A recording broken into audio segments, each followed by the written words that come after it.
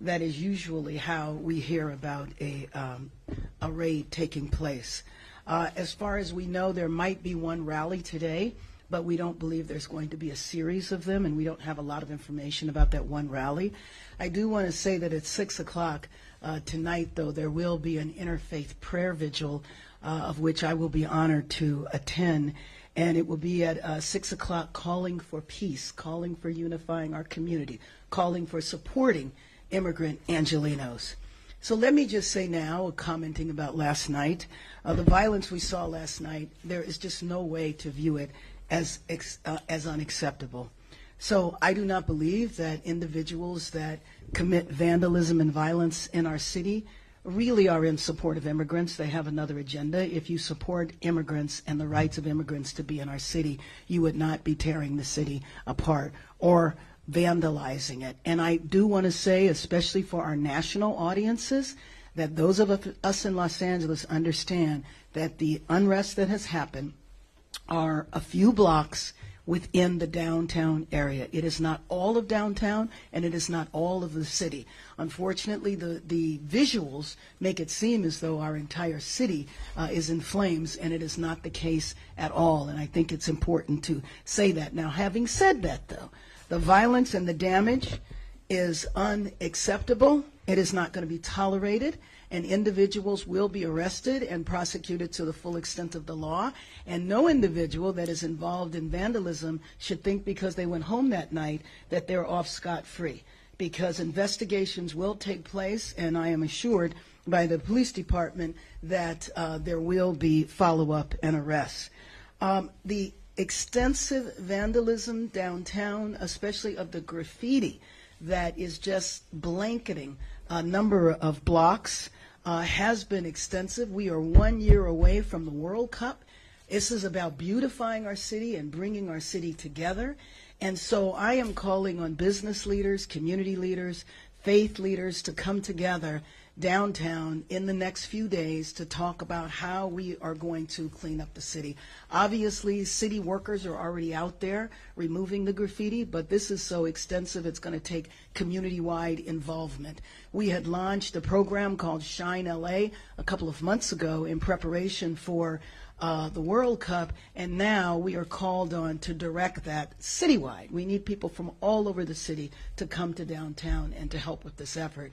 The staff, the mayoral staff standing behind me, represent the best of our organizers and community liaisons, and they will be leading that effort. I do want to go back and say that, just go back in time a minute. On Thursday of last week, Los Angeles was peaceful. There was nothing going on here that warranted the federal intervention that took place the very next day. If we want to look at the cause of what is happening here, I take it back to raids that took place on Friday, and the uncertainty and the fear and the fact that families across the city are terrified that they don't know if they should go to work, they don't know if they should go to school. We have people that were detained. We don't even know the exact numbers of the people that were detained. We have people that have not had contact with legal representation, nor have they even had contact with their families. And so there is an awful lot of concern. When the administration started, they said that this was about crime. They were going to go after violent felons, drug dealers, and I don't know how that matches with the scenes that we saw of people in Home Depot running through the parking lot because they were afraid that they were going to get arrested. You are talking about people who are trying to survive day by day, which is what a day laborer is doing, and why they would be considered as part of a problem as opposed to contributing to our economy is very difficult for me to understand. We've also received reports of people who were here legally, who were showing up for their annual appointment at the immigration office and maybe even showing up with their family and getting detained. This is just absolutely unnecessary. People have asked me, what are the Marines going to do when they get here? That's a good question. I have no idea. The National Guard that are here now have one assignment, and that is to protect one building, which is the federal building downtown.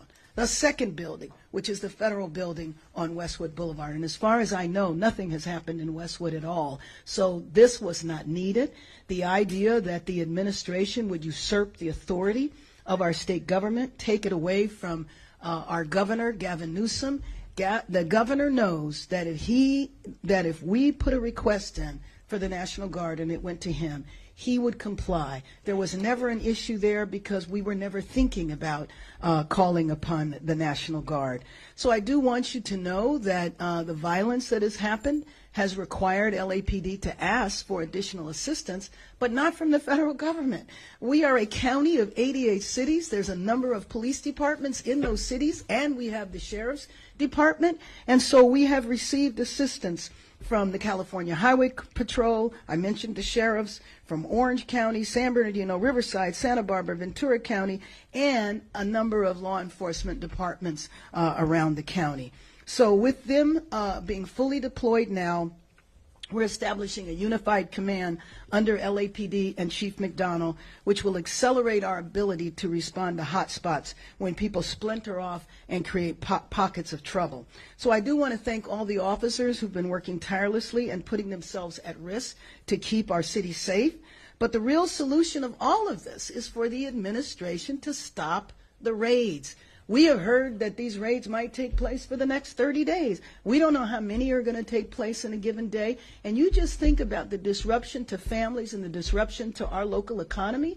You might have a mother who goes to work in someone's home doing child care or taking care of the household, a father who is the gardener or doing landscaping, people who are working in factories, and people without documents who are running small businesses, contributing to our economy in every step of the way. So I just want to conclude by saying we are 12 months away from the World Cup. We need the administration to help us prepare. They are talking about spending over $100 million with this deployment, which is why I say that I feel like we've all been in Los Angeles a part of a grand experiment to see what happens when the federal government decides they want to roll up on a state or roll up on a city and take over. So with that, I would open it up for questions, of which Zach will manage. We're going to start with Josh and then go to Craig. Thanks, Mayor Bass. I know that you're saying that some of the violence that we've seen, the chaos later in the evenings, that it's only limited to a few streets, but it does seem to be ramping up. There was a lot of looting last night spreading to other parts of downtown LA. I know you said that the solution is to stop the raids, but the federal government has said that's not going to happen.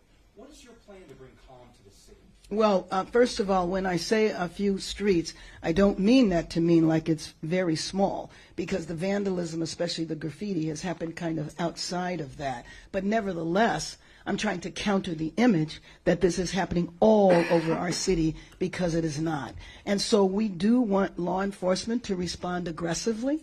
Anybody that is out committing crimes are not doing it in solidarity with immigrants. They are doing the exact opposite. So we have to enforce the law here. I'm going to continue advocating with the federal government, though, to see how disruptive this is. But there needs to be a call that says this is unacceptable, and if you engage in this behavior, you will be prosecuted. Now, we're looking at things like curfews. We're looking at other aggressive response that we can have in case this violence breaks out again. Do you think there will be a curfew, and wouldn't you say that the LAPD is being aggressive?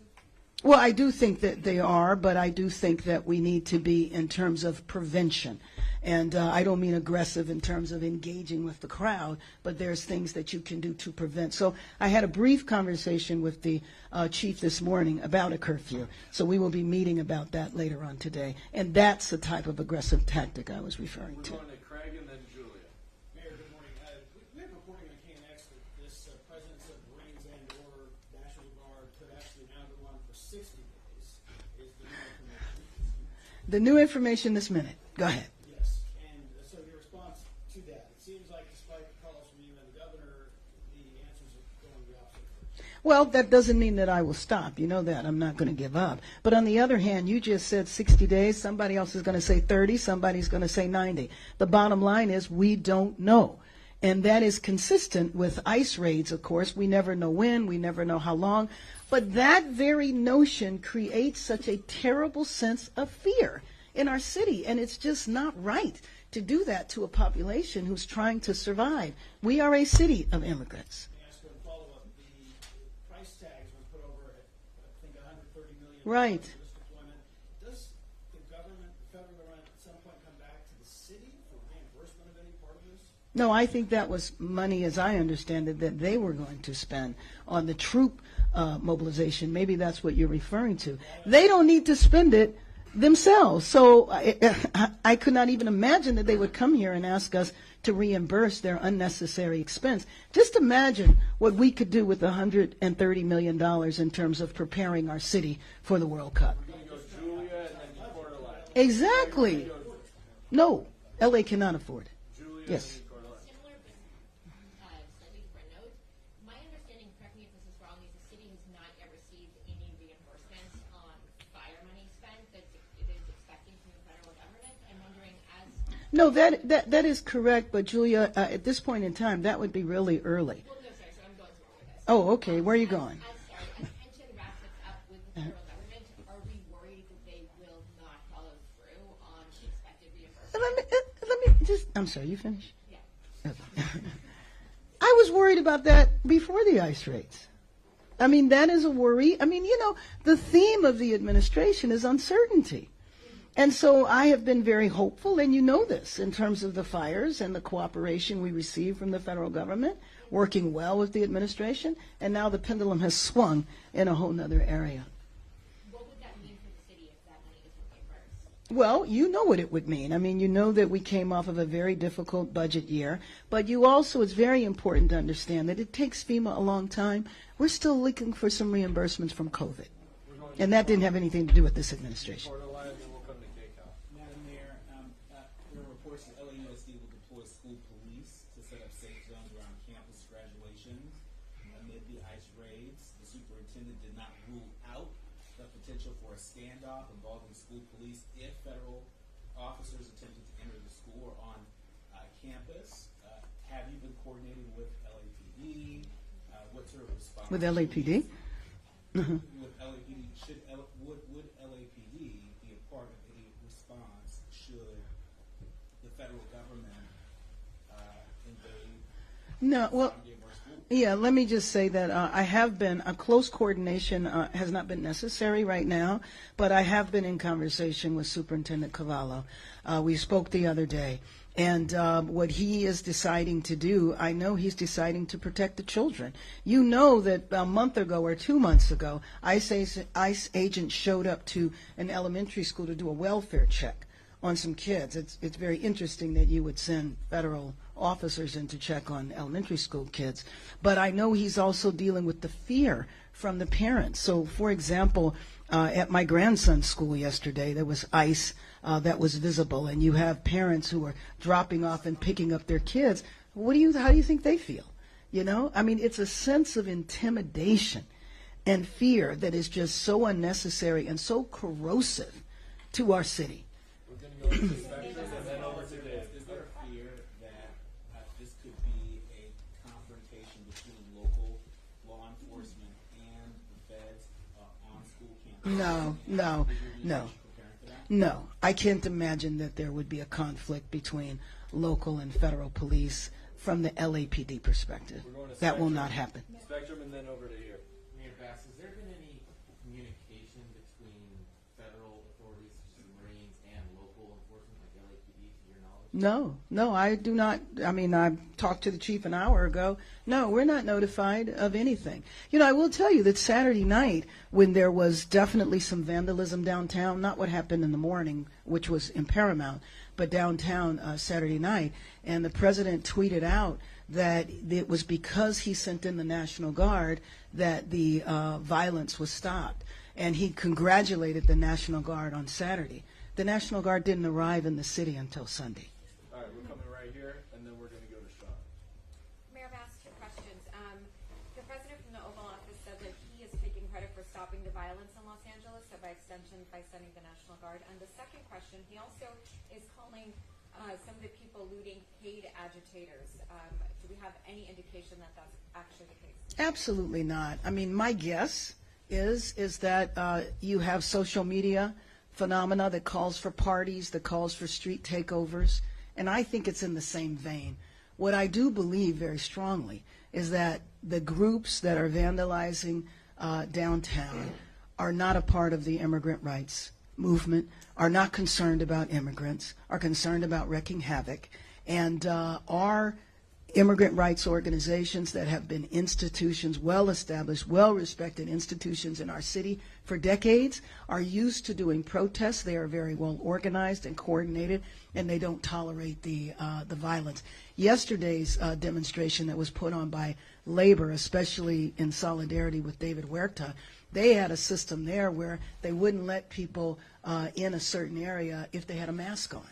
My point is that we know how to take care of these issues ourselves.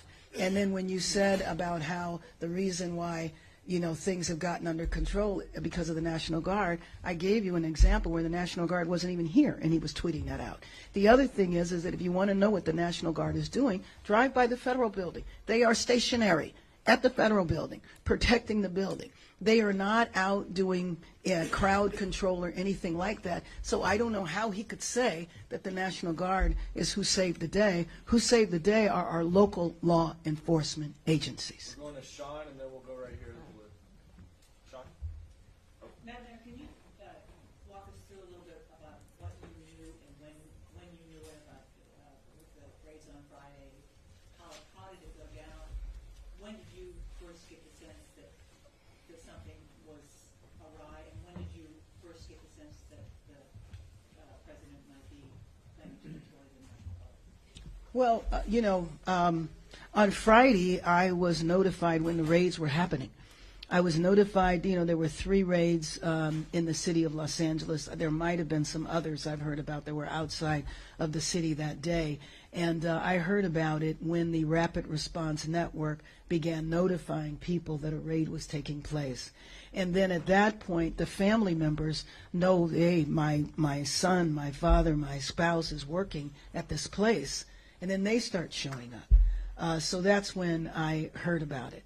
And then shortly after that, you began hearing from the administration. The National Guard issue came into play on Friday as well as Saturday. That's when I was talking to officials with the Trump administration, including Tom Holman. I spoke to him maybe about an hour before he said if I got out of line or the governor did, we'd both be arrested. Right here in the blue, and then right there in the dark. Mayor Bass, I know the pictures that are being taken that are being shown around the world. Right. They're unfair. They do give people an image. Have you contacted people, I'm not talking about Casey Wasserman, but people at the IOC in Switzerland, trying to calm down any fears that they might have about what they're seeing here in Los Angeles? I appreciate that question. Ironically, the IOC was here last week, and so I met with them directly. We did actually a panel with them, and we were talking then about how vast our city is and how if something happens in one area, it doesn't mean it's happening all around the city. So it's a little ironic we were having that conversation.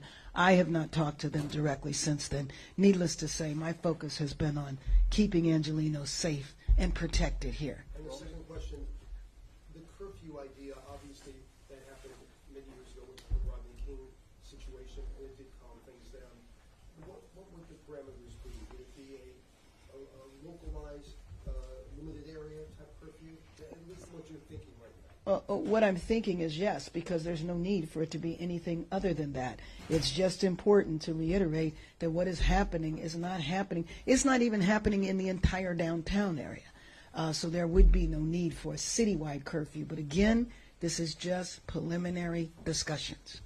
It's one thing to say a curfew, then you have to enforce it. Right here in the Mayor dark Bass, blue. what message do you give to businesses in these impacted areas, just on what steps you're going to take to help them, still keep their doors open and not have to worry about the graffiti or the looting? Well, I wish I could say and not have to worry about, but we're coming together. I spoke to business leaders this morning saying that we need to come together, not just to talk, but come together with a plan on how we're going to repair the damage that has taken place and understand that it's going to take everybody. It's going to take the private sector, obviously the city. The city workers are already out there, and they've been out there for hours, and they've been out there for the last couple of days. But I know if you've driven around downtown, you know how massive this is. So the city workers are going to need assistance as well, but also, general citizens. I think everybody is concerned about downtown. I think people need to come from all different parts of the city to join us in repairing the damage that has taken place. Right here in the white. Mayor Bass, I wanted to ask you explanation of why this is happening in Los Angeles. I live in Miami, I've been all over the country. I haven't seen this in any other place. Why is it happening here? Many people think that Los Angeles is a pretty brave city to say things that others are ignoring. Why here? Why did it happen? To be honest with you, I don't know, especially considering the relationship that was developing before this. The only thing I can think of, and that's why I keep going back to, I think we're an experiment. Because if you can do this to the nation's second largest city, maybe the administration is hoping that this will be a signal to everybody everywhere to fear them. That your federal government that historically has protected you can come in and take over. We're going to go right here in the white. Have you talked to President Trump? No, but I'm gonna put out a call to him today. I have been talking to. I want to tell him to stop the raids. I want to tell him that this is a city of immigrants. I want to tell him that if you want to devastate the economy of the city of Los Angeles, then attack the immigrant population. I want to tell him, don't you want the World Cup to be a success for you? Well, if that's what you want, give us help. Give us the $130 million that are being used for no reason, wasting taxpayers' money. Give us that money so that we can get prepared for the World Cup next year. Right here in the white. It sounds like have you been trying to reach them in the past week? It sounds like you were talking to the federal government on Friday and that kind of stopped, but and the focus is elsewhere. But are they ignoring your calls? No. What I said is that I have not, period, reached out directly to President Trump. My conversations with people either in the administration or close to the administration have been continuing. I've not spoken to Mr. Holman again, but I think those conversations are still going on. Mayor Bass, Thank thank you. Mayor Bass, I know that you talked about getting business leaders to come together to clean up and help the downtown area, but some have talked to us about their concerns about just protecting their businesses. Absolutely, yeah. And some have even said, could we get even the National Guard to protect us? Your thoughts on that? Well, first of all, again, the National Guard's mission is to protect the federal building. That's why I said that we're in discussion as to whether or not there should be a curfew. All of those things will help their business. Right here in the blue. Thank you very much. Mayor Bass, obviously you brought up Board Czar Tom Homan. He's always admonished sanctuary cities. I'm wondering if you feel as if Los Angeles is being targeted because it is a sanctuary city.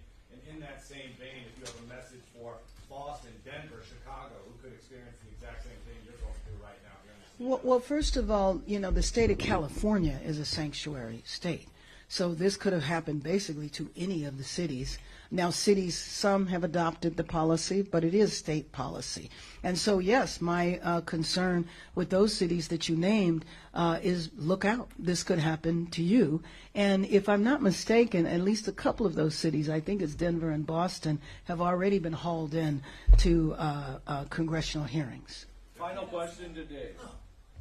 I know you said that your office is not really giving a heads up about these raids. We were hearing a report yesterday that ICE went to Exposition Park yesterday and took some street vendors into custody. This is a public property. The city has a swimming pool there.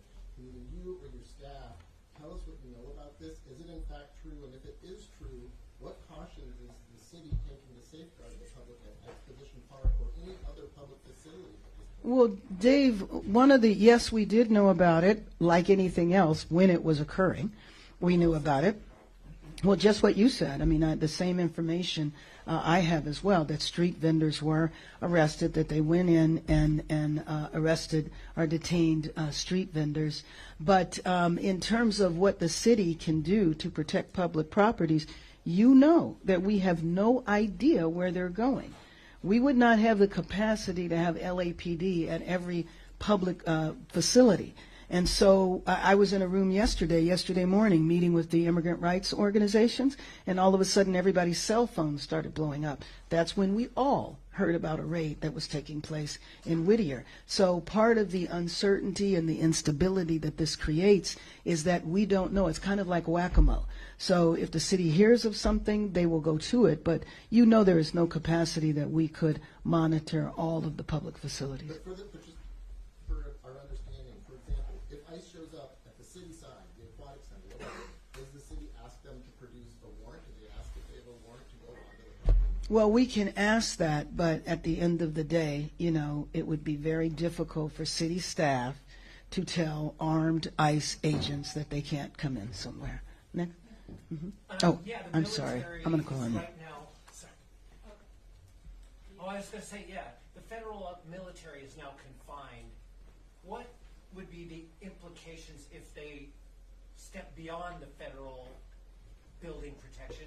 And what would you tell those troops to think about before they took an order, or if they were ordered to do something like Well, I don't think I'm going to tell them. What I would tell them is go back and guard the building. That's what I would tell them. But obviously, I have no authority over federal troops. Well, what would be the implications for the city if? Well, the implication, it depends on what they would do. Again, there's nothing happening. So if they wanted to just march up and down the street, then that's one thing. But there's nothing going on right now. And when there is something going on, our law enforcement has the capacity to address it. Yes, wrap us up. Yeah, I wanted to ask you about the Australian journalist who was shot earlier this week with a rubber bullet. The Australian Prime Minister has spoken with the Trump administration about the incident. I wanted to know, how do you feel about foreign media workers being like this, impacted like this on the streets of your Well, I mean, I think it's terrible. I think it sends a terrible message. As you said, the Prime Minister of the country had to respond. The President of Mexico has responded. Again, I know, but maybe I don't, that these countries look at this, and I don't think they thought there was some grand thing happening here that required ICE agents to come and disrupt workplaces or chase people through Home Depot parking lots. Thank you very much, everyone. Thank you.